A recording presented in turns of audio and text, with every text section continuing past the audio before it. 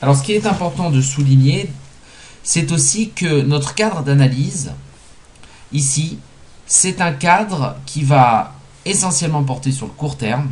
C'est-à-dire que dans notre cadre d'analyse, on l'a dit, on va s'intéresser à la croissance économique.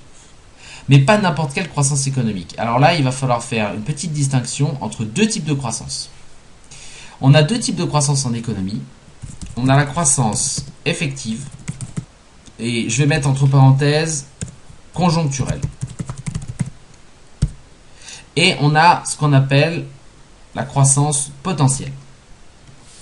Le modèle qu'on voit, le modèle ASAD, ce n'est pas un modèle de croissance potentielle, ce n'est pas un modèle qui vise à expliquer la croissance potentielle. C'est un modèle qui vise à analyser la croissance effective conjoncturelle. Quelle est la différence entre les deux? Dans notre analyse de la croissance effective, en fait, on est essentiellement à court terme. C'est-à-dire que la croissance, cette croissance-là, la croissance du PIB, c'est une croissance de court terme parce que vous savez qu'en économie, la définition du court terme, c'est que le stock de capital est fixe. D'accord? Alors ça veut dire quoi? Ça veut dire que pour que toutes les entreprises d'une nation arrivent à un certain niveau de production et un certain niveau de PIB, les entreprises combinent deux facteurs de production. Donc le produit, c'est une fonction, c'est une combinaison si vous préférez, de deux facteurs de production, le facteur capital et le facteur travail. Donc on met des heures travaillées et on met une certaine quantité de capital au niveau de la nation. Donc les individus, tous les individus en fonction du taux de chômage de la nation. Souvenez-vous qu'on réfléchit au niveau de la nation et non pas au niveau d'une entreprise. Donc là, dans les heures travaillées, eh bien, il y a le problème du chômage. S'il y a beaucoup de chômage, on travaille peu. S'il y a peu de chômage, on travaille beaucoup. Et quand on combine le travail des individus, des travailleurs, avec le capital apporté dans les entreprises, dans toutes les entreprises d'une nation, on a la capacité de production d'une nation qui nous permet de produire un certain montant, le revenu. Ici, dans la croissance de court terme, on suppose que le stock de capital, je mets une barre au-dessus pour dire qu'il est fixe. Ça veut dire quoi? Ça veut dire que les entreprises peuvent acheter du capital pour plus tard produire plus. Par exemple, les entreprises se disent, voilà, on est un peu limité par rapport à notre capacité de production, on a tant de machines-outils, on voudrait produire plus, je vais acheter plus de machines-outils. Mais dans notre analyse, on va étudier l'achat des entreprises de machines-outils, mais on ne va pas étudier le fait que acheter plus de machines-outils permet d'avoir plus de capital et de produire plus. Ça, on ne va pas analyser ce deuxième temps pour l'instant. Ça, c'est le rôle de la croissance potentielle. Dans la croissance potentielle, c'est une analyse de long terme dans lequel le stock de capital est variable.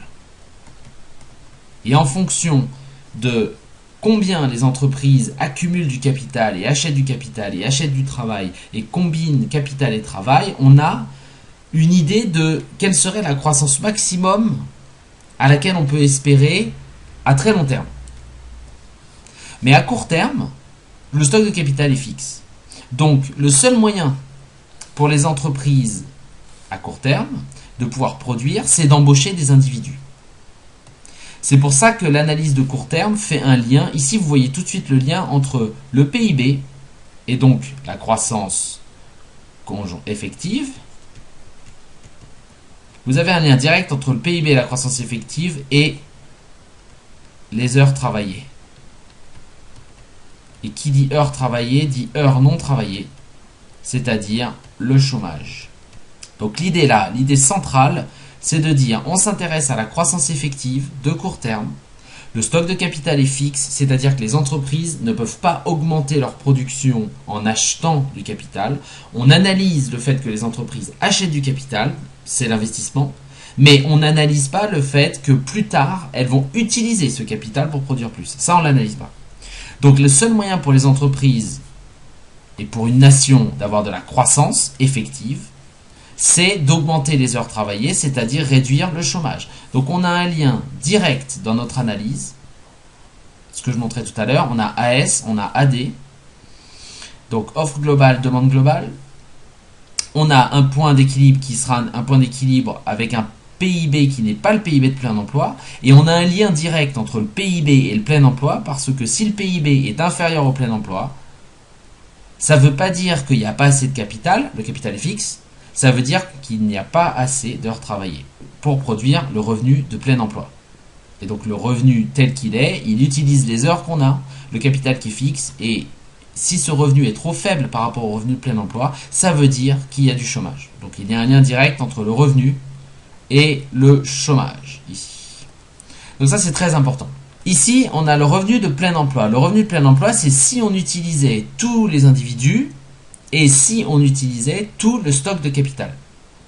Évidemment, si on voulait analyser la croissance potentielle, l'idée ce serait de dire bien à long terme, le stock de capital peut bouger et à long terme, les quantités d'individus bougent parce que vous avez de la démographie, vous avez de l'immigration, vous avez de la natalité. Et donc, si on voulait analyser le long terme, je vais garder la couleur vert, c'était quoi? Oui, c'est croissance potentielle, c'était là à long terme. Si on veut analyser le long terme, on analyserait comment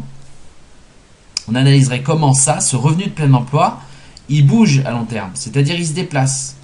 À long terme, on a plus de capital et on a plus d'individus qui travaillent dans un pays avec la natalité et l'immigration, et on a plus de capital avec l'utilisation des investissements, et donc le revenu de plein emploi augmente. C'est-à-dire ce qu'on pourrait produire au maximum augmente.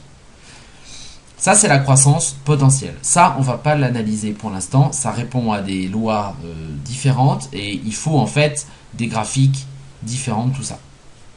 Pour l'instant, on reste dans la croissance conjoncturelle et on reste dans le graphique AS et AD. Voilà, j'ai refait un peu de ménage juste pour dire 2-3 mots sur d'autres différences entre AS, AD et un graphique de microéconomie. La courbe AD ici, c'est une courbe de demande globale et ce n'est pas du tout une courbe de demande agrégée de marché, de demande de marché microéconomique. Et la raison à cela, c'est une raison d'interprétation. Ça, c'est la demande globale qui est composée de la demande des différents agents. Demande de consommation, d'investissement, demande publique, demande d'exportation et demande de produits d'importation. Et cette demande est faite par tous les agents d'une nation.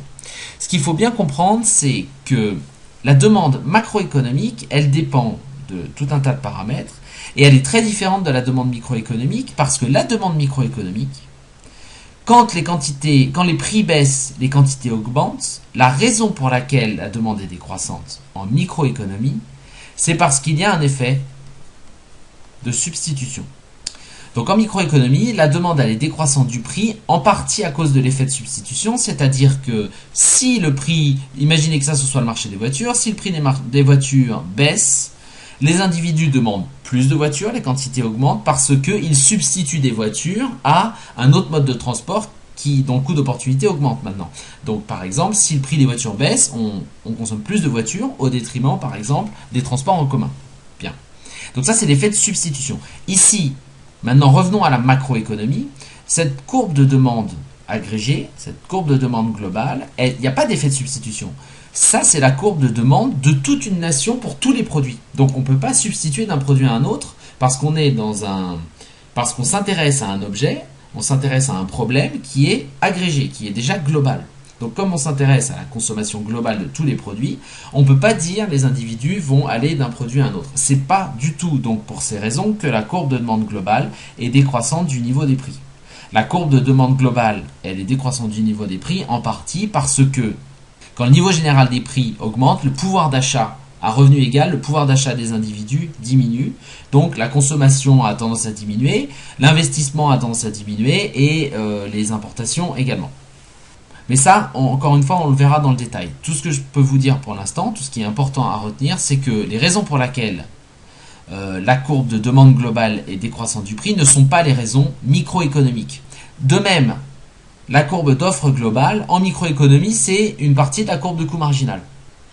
Ici, la courbe d'offre globale, elle concerne toutes les entreprises et ce n'est pas la courbe de coût marginal de toutes les entreprises d'une nation. C'est quelque chose d'un peu plus compliqué parce que pour comprendre la courbe d'offre globale, il va falloir comprendre comment fonctionne le marché du travail. C'est-à-dire, si on revient ici à la production des entreprises qui dépend des quantités de travail et des quantités de travail ici et des quantités de capital.